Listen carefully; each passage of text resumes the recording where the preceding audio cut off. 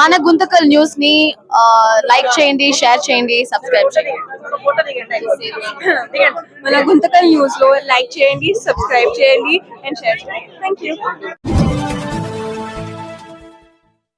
మన గుంతకల్లు న్యూస్ కి స్వాగతం.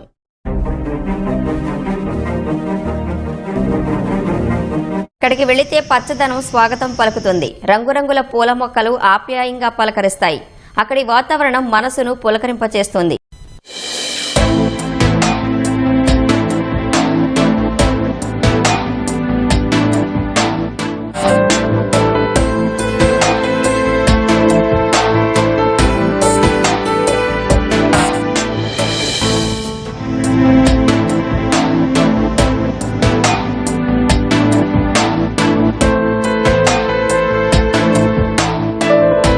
ఒకప్పుడు రాళ్లగుట్టలు, నేడు పచ్చని స్వర్గం.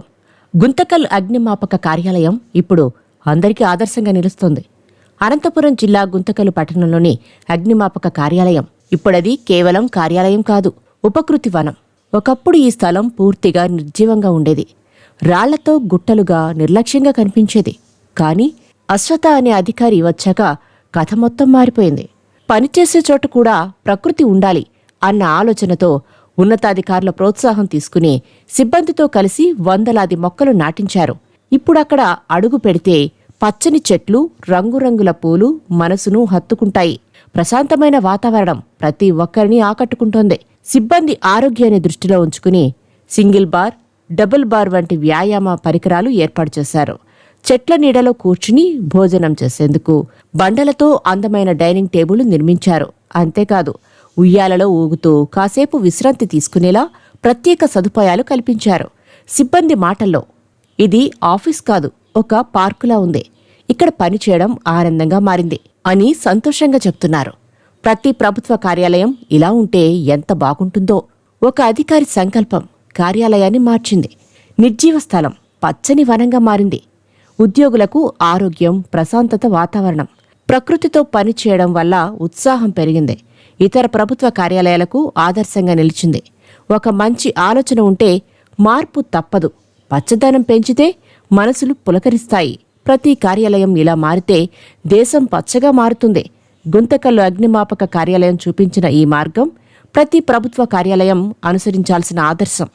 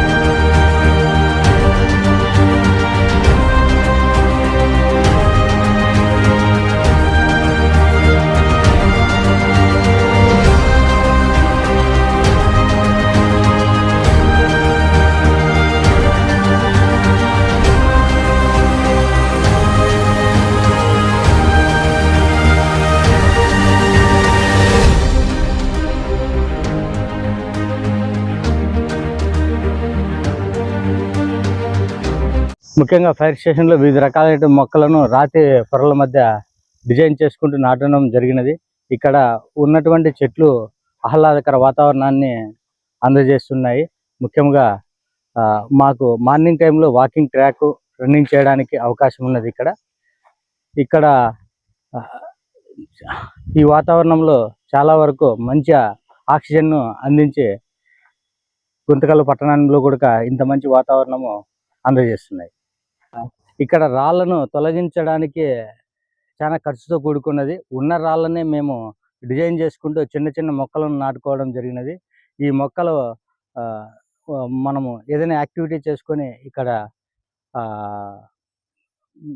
ఏదైనా చర్చించుకోవడానికి కానీ, లేదనుకుంటే ఏదైనా చిన్న మీటింగ్ చేసుకొని అందరితో కూలంకషంగా ఏదైనా ఫైర్ గురించి ఎమర్జెన్సీ జరిగిన సందర్భాల్లో ఇక్కడికి వచ్చి ఓ, ఒకరి ఒకరితో ఒకరు సంభాషించుకుంటూ వివిధ అభిప్రాయాలను తెలుసుకోవడం జరుగుతుంది.